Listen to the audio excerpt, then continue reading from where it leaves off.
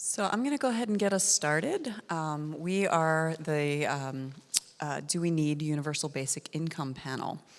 This is probably the only panel you're going to come to where everyone brought receipts.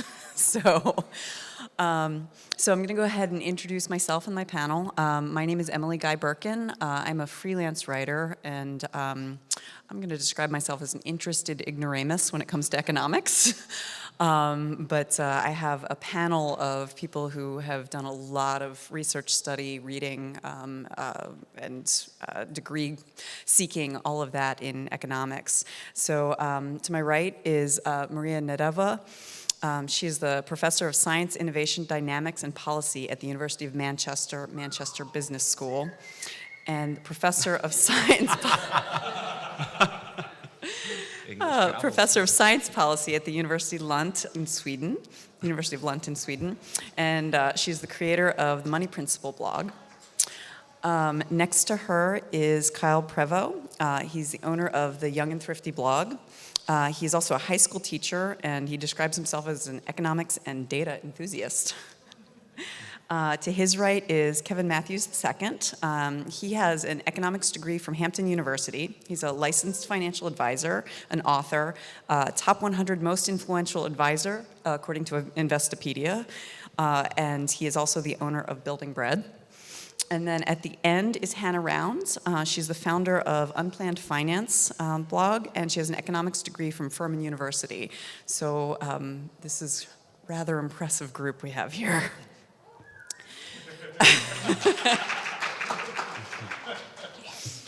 So we wanted to talk about the idea of universal basic income. This is something that has been a little bit in the culture, of the past few years, although it is a very old idea. In particular, the first time I heard someone talk seriously about it was when Mark Zuckerberg gave the Harvard commencement speech earlier this year, where he advocated for a universal basic income. Now, we could spend this entire hour and then the next 24 just defining universal basic income, and I'm not going to do that to you. So we were going to start with just kind of a basic definition of what UBI is, and then kind of talk from there. So, we agreed on this kind of relatively rigid definition of UBI, and then we're going to kind of go through some of the things that would happen, both the intended consequences, the potential unintended consequences, things that might change, things that might improve, things that might get worse if we were to embrace UBI as a culture. So we decided to define it as a system that would pay all citizens a payment of no more than $12,000 per year, so about $1,000 per month. So this would not be enough to make anybody rich. It would be a safety net. And the way that we would describe this system, it would replace the majority of, particularly in America, the welfare programs, things like SNAP, Social Security, and those sorts of things.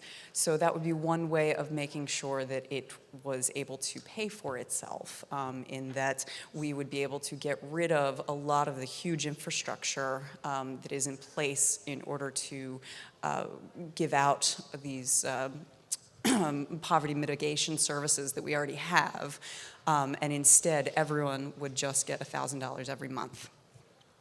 So if that basis of the system, you've got to start by asking, if that system were in place, what would the incentives be to work? So I'd like to, anyone on our panel, Hannah, please go ahead. So I believe that the universal basic income would lead to overall less hours worked in the economy as a whole. But I think there is an important distinction of where those hours get worked. I actually believe that at the poorest end of the spectrum, you would see a greater incentive to work at least a little bit.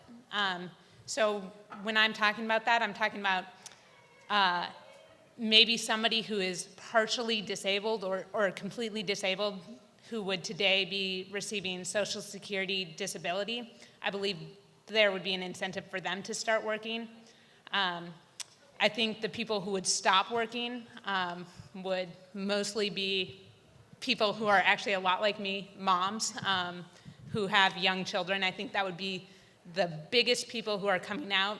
I don't see that as bad for society. I don't think it's bad for parents to leave the workforce to take care of their children for a time. I do think we would see people taking longer in between work. And to be completely honest, I also think there will be the pot smokers in their parents' basements. And that is bad, because I don't think people should smoke pot either in their parents' basements or outside of their parents' basements. But I think there are incentives in place that there would be that. There would be an expansion of that, but I don't think that's as big of a social problem as it might be made out to be. I don't see the incentives to work under universal basic income changing at any noticeable rate. That reason would be we have very small experiments, both with the Cherokee Nation, Native Americans in Oklahoma, and in Alaska, where people who are on oil fields are paid a very small amount, somewhere between, I think it's like $800 to $2,000, depending on where they were, and they get paid that. Their employment rate has not changed in those two cases. So also on certain Indian reservations where they have casinos, some, depending on the tribe and how it's set up, some people do get paid for those as well, and they can use that payment to do whatever. In those situations, in most cases, and these are small sample sizes, the incentive to work has not changed. So I don't believe that universal basic income is going to force everyone, let's just not work and sit back and get paid. And also, $1,000 a month is extremely helpful, but it's not enough to retire on unless you're literally in the middle of nowhere. And that's where my story picks up, because I live in the middle of nowhere. And there's 2 times my middle of nowhere, which is Manitoba, Canada, has been in the news in the States in the last 10 years. And the first time is when we were colder than Mars. And that's a fact for a full day. And the second time is Manitoba, a small town in Dauphin, Manitoba. It's about an 8,000 person town, is actually the site of what I believe, in my opinion, is the longest running, most comprehensive universal basic income equivalent study. We call it MINCOME in our experiment. And basically what little we've tracked basically supports what Hannah was saying, in that for the primary breadwinners in the household, there was no recorded difference. And that was all the way up to roughly a $17,000 equivalent in that time in today's dollars and US dollars.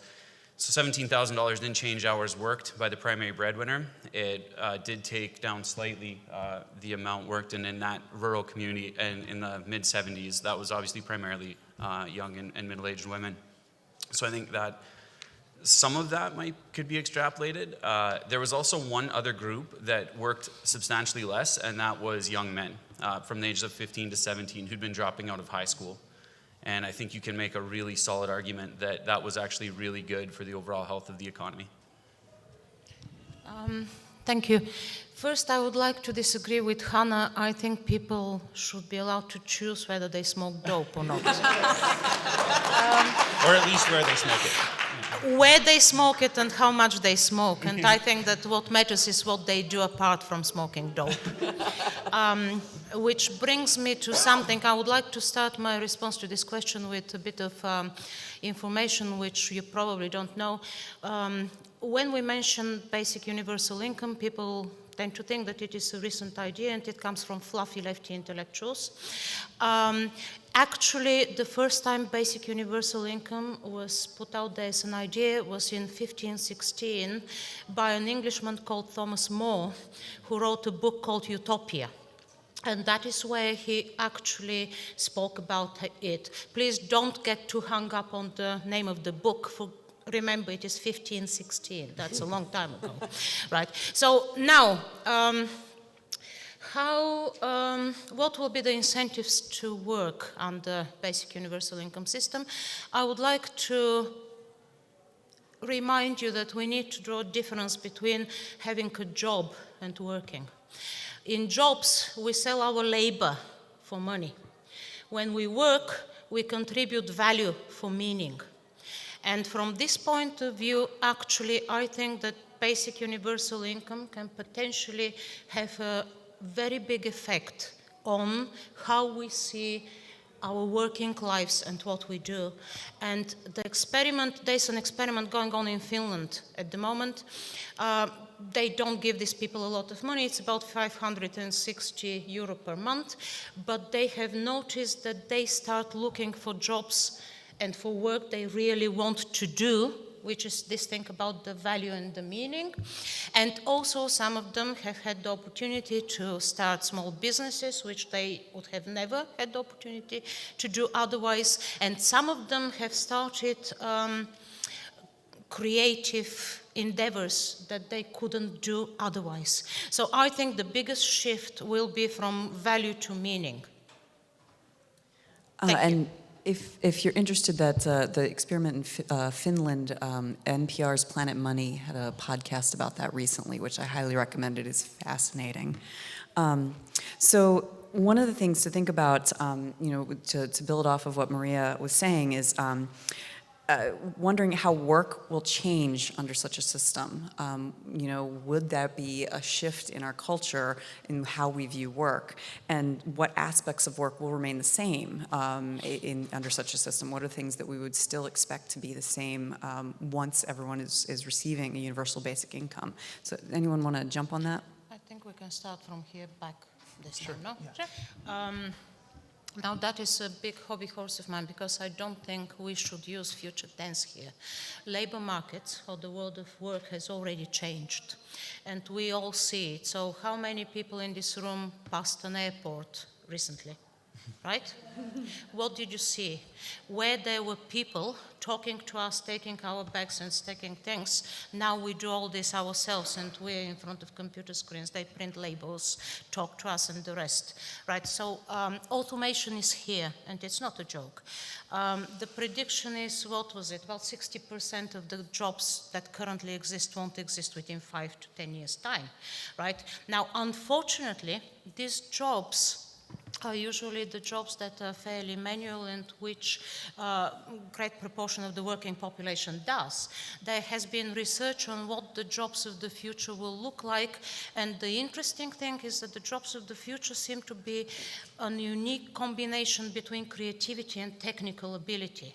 And that is very rare in populations to be able to do that.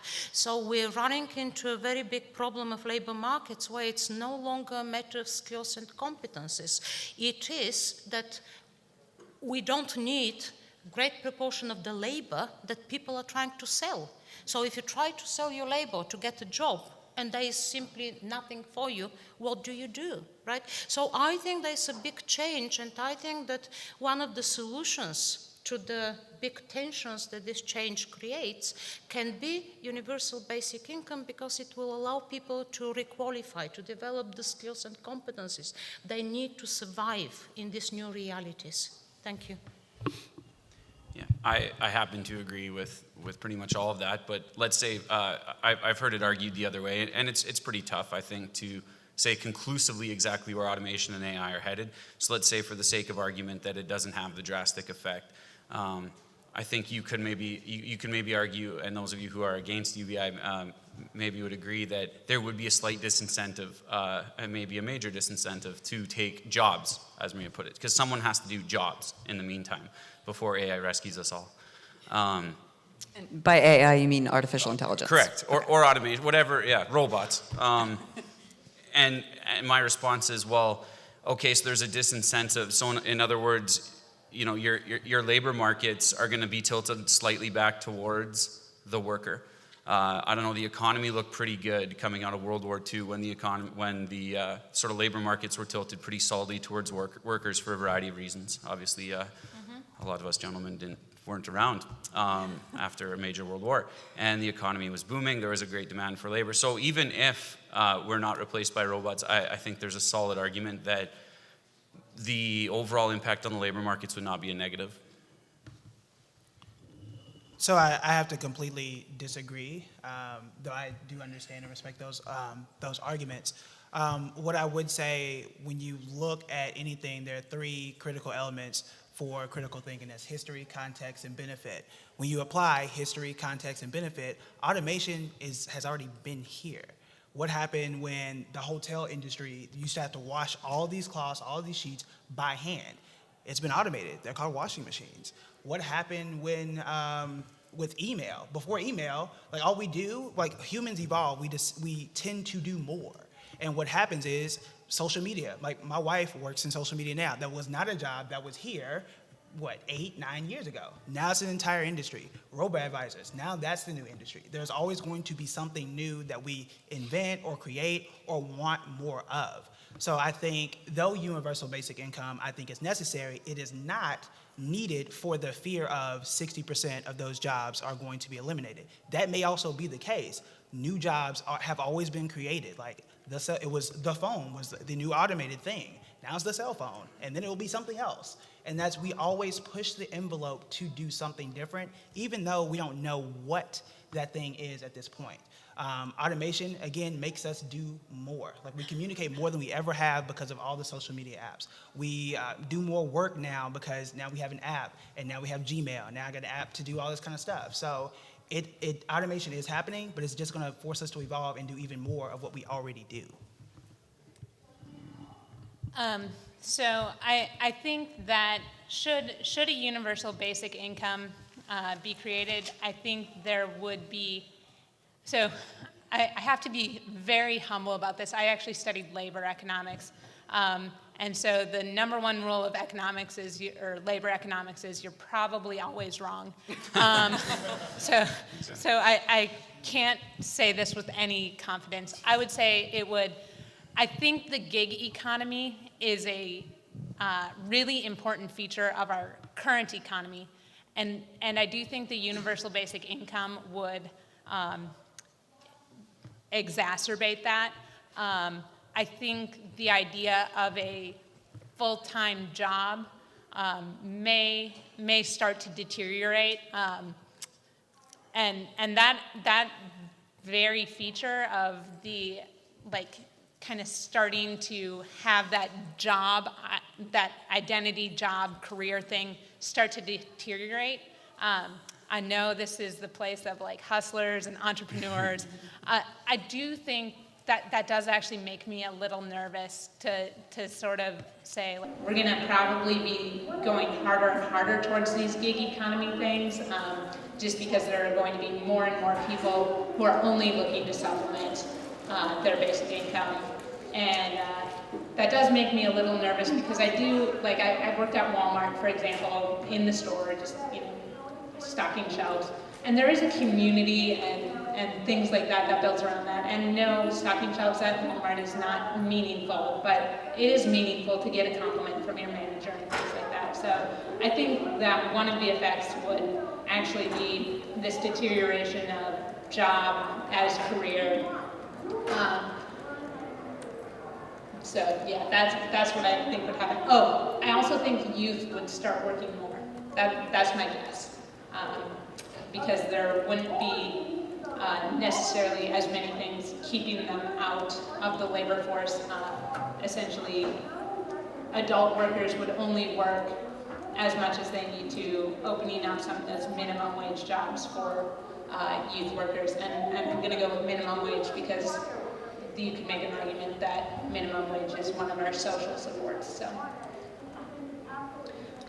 Yeah, that's the economy and the work that we do is very complex, and the idea of throwing this kind of wrench into that complexity is very difficult. So yeah, no matter what we say, we're probably wrong. That's good. So in addition to work and those effects, I wanted us to talk about the social effects of a system of universal basic income. And so social effects not only on the poorest among our citizenry, but also people who are not poor. How will this make a social difference within our communities? Do either gentlemen want to start? I would estimate an extreme benefit socially across all sectors. Just for example, it's estimated that doing the $12,000 per year could boost the economy $2.5 trillion by 2025. Additionally, though, when we look at the different segments of our population, you're going to see a different crime. Those who are committing crime, petty theft, things like that, if you're getting at least $1,000 a month, that cuts down on that a little bit. More importantly, the prison industrial complex could be completely eliminated. Reason being, people who are locked up and don't have bail money, people who medical debt, that's a reality as well. That can cut down on a lot of those issues.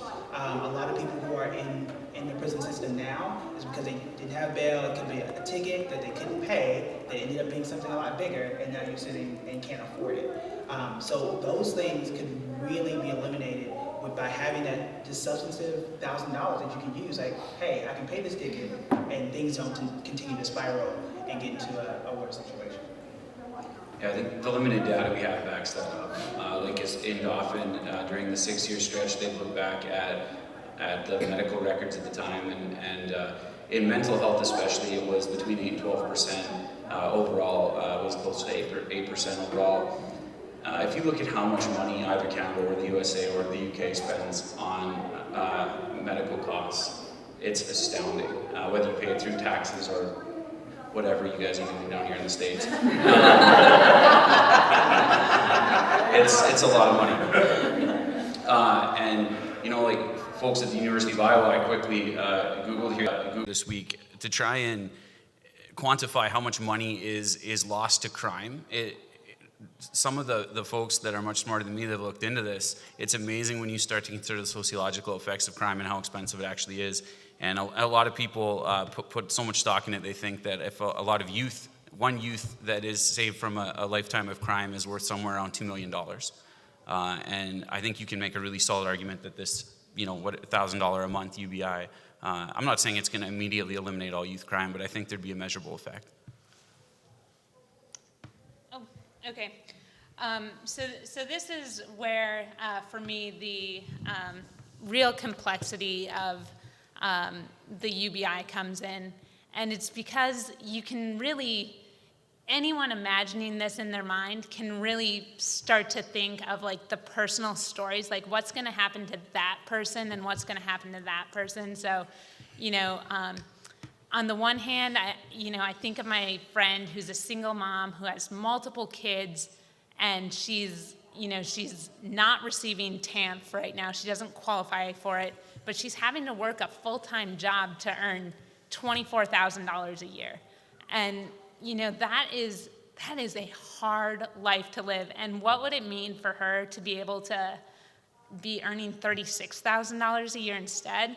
Like that, you know, that pulls on your heartstrings. But I also live across the street from guys who are in their 30s and 40s who don't work at all. Like they kind of work on cars sometimes, and they, you know, they're each earning like $300 a month and getting by on their food stamps, and you know that doesn't pull on your heartstrings. That makes you like kind of mad at them, and so it's, you know, there is to me a tension right at that bottom of what could happen. And I think it's important for us to realize, like, public choice, that this perception of the welfare queen or whatever you would have, I think that's important because we all know there's at least a kernel of truth to that, even though nobody likes to think negatively of other people who are real people, who are really valuable. So I would also say on the kind of negative side, you know, this is a $1.8 trillion program. So that's, you know, we're paying for about half of it through Social Security and half of it through the various cutting back. But just to put that in perspective, we would probably need about a 15% marginal tax increase at every level. Now, a lot of people would get no net change. Most people at the bottom would obviously earn more. Most people in the middle would have very little change, and those at the top would be paying more. But I mean, that is a lot of money. If you're a net taxpayer and you said, okay, now you're going to be paying 15% more, I kind of like paying taxes. And yeah, the last thing, and one of the reasons that I love UBI is I think it has a really profound impact on family. You don't have the marriage disincentives at the bottom, which the current welfare system has marriage disincentives, and I really hate that. I really hate women who never are able to, their boyfriends leave them after maybe 5 or 6 years.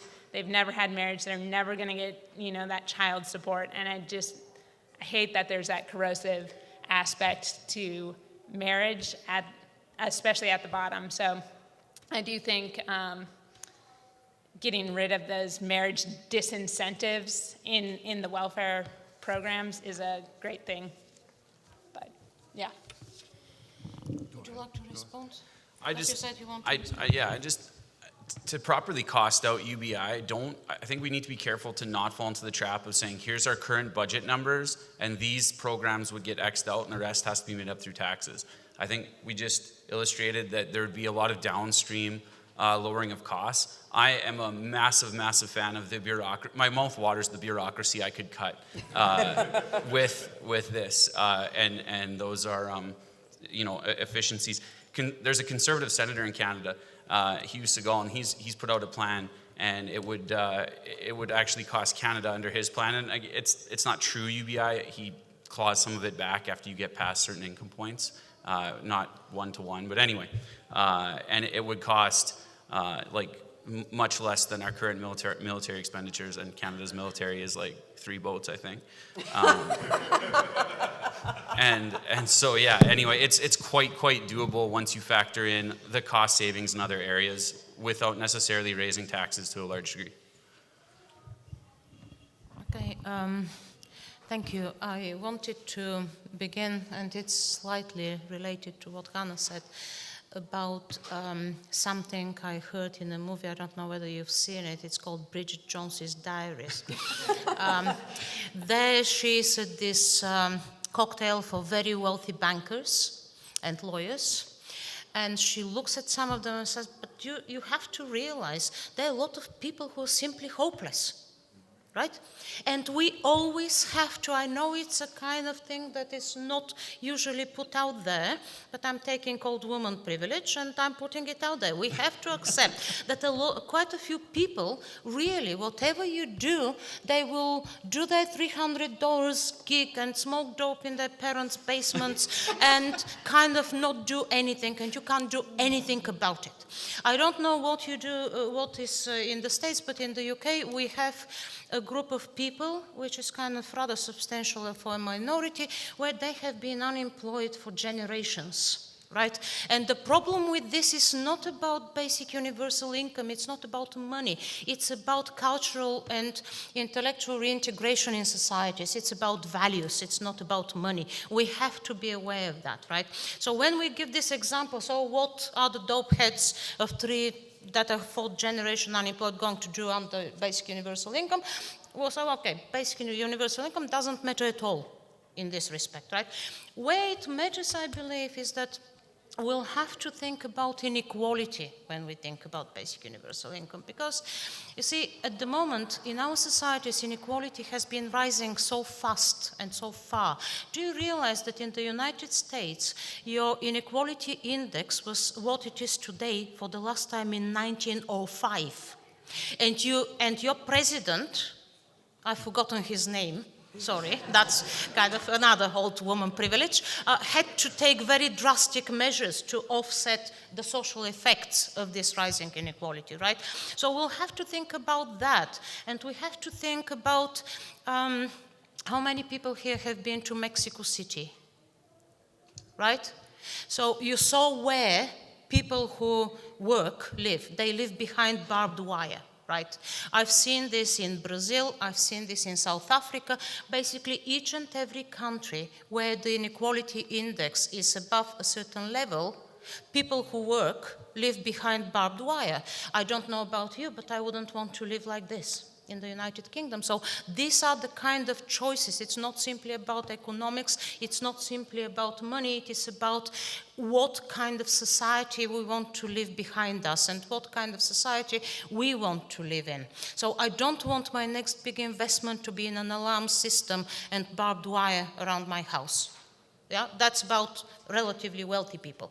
About relatively poor people, or the people who are down on their luck and benefit from, particularly from basic universal income, all research shows that the effects are mainly psychological. Reduce stress, they stop being depressed, and you realize that poverty is an incredibly expensive thing. Right? It grinds you down and you have absolutely no opportunity to think about anything else. And if you manage to offset this grind down thing by offering people the minimum on which they can survive, I don't think it's a bad thing, right? And I'm sure that we can fund it, by the way, because I mentioned, I don't know again what happens in the US, but in the UK, people have started boycotting places like Starbucks and places, and including Boots, our big chemist, because they don't pay taxes, because they have created companies in places where kind of they pay very minimal tax and they pay nothing in the UK. Now, that is not the problem of the companies, it's the problem of my government. So if I press my government to close the loopholes for these companies to pay proper tax, there will be money for healthcare, there will be money, well, for the military, I agree. We have more than 3 boats, and we bomb people regularly around the world, but still, the military budget can be reduced a bit in favor of that. Thank you. May I Please, actually add one more thing?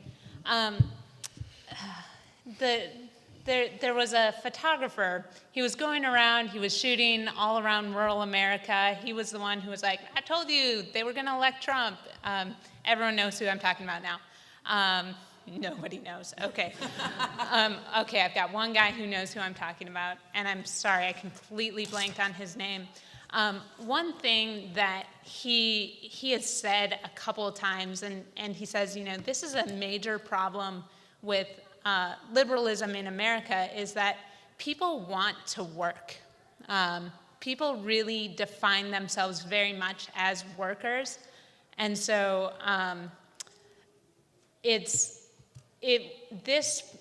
UBI would need to be very delicately rolled out.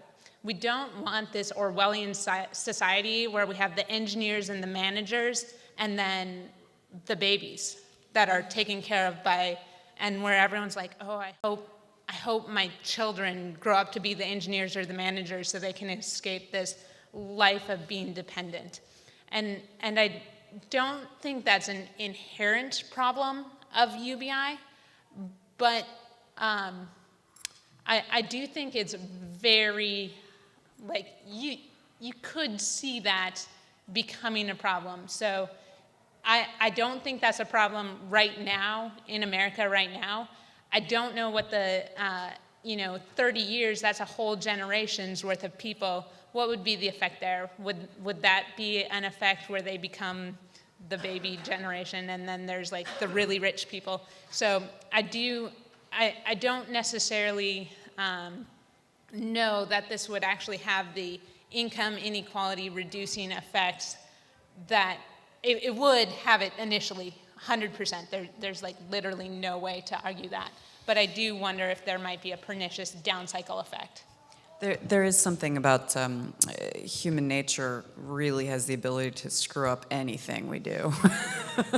And so you can take anything just to like its natural conclusion and worry about the dystopia that might come. I have studied Social Security, and one of the things I find very interesting is the very small decision made on this date has such a huge effect on this date. And that's one of the things that's so interesting for me about these kinds of proposals. So last question that I'd like our panel to discuss is talking about how a system of UBI might affect physical and or social mobility. So for instance, I've lived my entire adult life in the Midwest, and throughout the Midwest you can find these little towns that were built up around a factory or some other industry, and then once that industry shutters, the town is devastated. And oftentimes you have these very sad stories of people who can't afford to leave the town, but there's no opportunity for them there. And so they end up going on Social Security disability, even though they aren't necessarily disabled, just because they don't have any other way to live. So I'm wondering, with UBI, would people leave those kinds of areas of low employment because they could afford to move? Or alternatively, might they stay there because they could afford to stay and remain unemployed? So like they might move and seek employment in a bigger city or something like that, or they might stay and just smoke pot in their mom's basement. Or alternatively, is it possible that they might do a third option? Is there some other thing that might happen? So anyone like to get started on that? First, I would say there is a value in everything and everyone. So even if we keep going back to a pot example for some reason, I'm not sure why. However, if that were you, you're still getting that $1,000 a month. You have to spend it somewhere.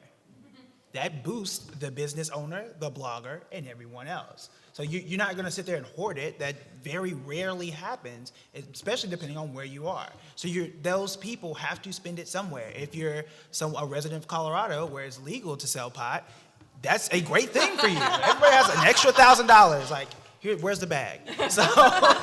So you get that opportunity. So that opportunity is going to be there for everyone. I think it's extremely great for, again, social mobility. If you need to move to a different job market, if you are having children and you can actually afford to take a little time off.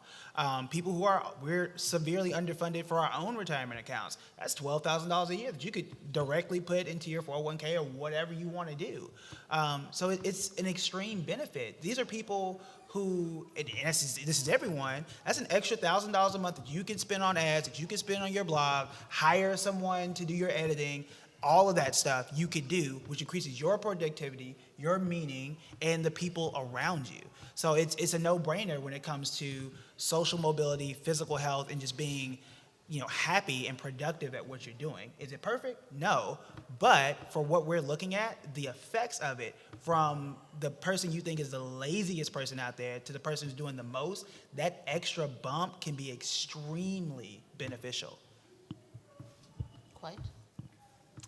Okay, so the only example that I can sort of think of when we're talking about actually physically moving around the country has to do with, in the year 2000, we opened up trade with China.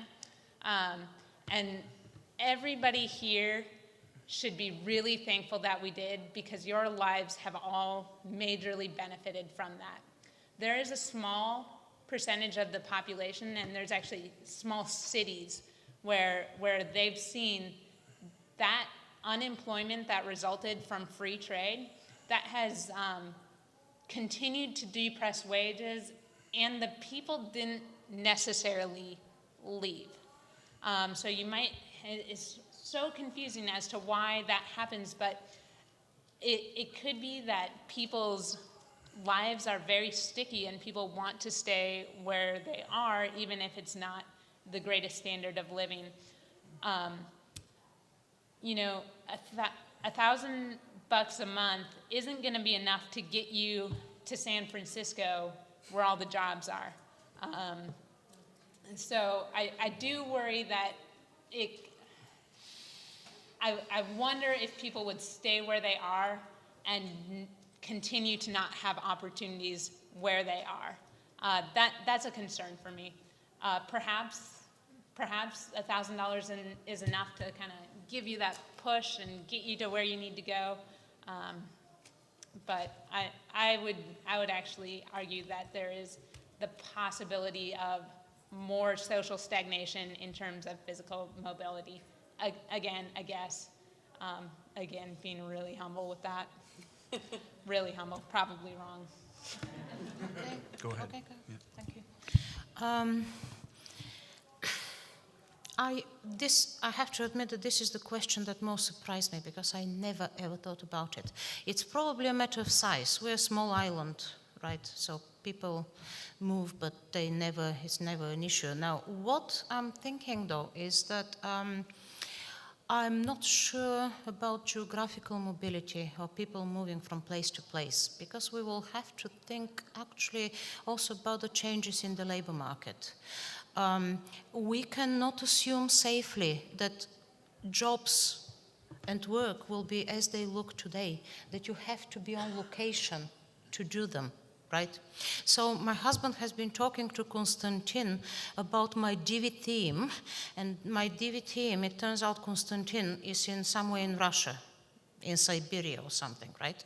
So it's kind of people, there's this real globalization going on through new technology, technology as well, and I don't have to tell you about it. So I'm not sure about geographical mobility. I suspect that there will be an effect on social mobility, though, because $1,000 may be not enough to relocate to San Francisco, but it is enough to get on Udemy and take some courses and do some stuff, right? Brush up on different skills. So I think that will be probably one of the effects. And what occurred to me, I suspect that about these small communities, they may be regenerated through people who have young children, because £1,000 per month helps a lot if you have young family and if you work distantly and you move back and regenerate these nice idyllic communities. Thank you. Yeah, I also had just some trouble with this, which probably shouldn't shock a lot of people, because I, for the life of me, can't understand why anyone would want to live in a major urban center, being that I live in the middle of nowhere, and I'm quite happy with it. I think that there would be a push. I think there's very little data either way, so we're arguing some pretty theoretical stuff at this point, but I could see a situation where it does become very attractive to live back in some of these areas that there are still some infrastructure there. We're not exploring. I see a lot of bloggers, travel bloggers at this conference. They're like, oh, I'm in, wherever cheap destination location they're blogging from, and look at where I can run my business. And like, you can run a business from Central Ohio too. Like, you can run a blog or develop an app or whatever the case may be, and you can live for, I don't know, like 10% of what it costs to live in San Francisco, because people in my area do. I know for a fact. I think one interesting thing I thought of, and I teach high school, so when we're talking about mobility, I really don't know what parents are going to do, but I'm most interested, and I don't even know that I have a prediction on what will happen to children, because I think children, we're talking about the grinding of poverty, and they're oftentimes the innocent, the innocent victims in all this, because yeah, their parents might be the guys that are substance abusing in parents' basements, but they're not, and they have to live with the effects of that. And so I don't know if they'd move somewhere to pursue other things. I don't necessarily know that it would end sort of that social mobility trap cycle that we see, but I can only see positive things coming for a pretty large percentage of those kids. And I have one additional point that in my situation, and for the situation of most people, is hard evidence that it can improve your physical and social mobility, and it's two words: student loans. For a lot of people that are saddled with student loan debt, if you could get $1,000 a month and just used it for that is, there's a lot of people who could be a lot more creative, a lot more productive, a lot happier if they could at least have that issue solved. So that's one aspect that you could use that for people who are really bogged down by the stress of student loans.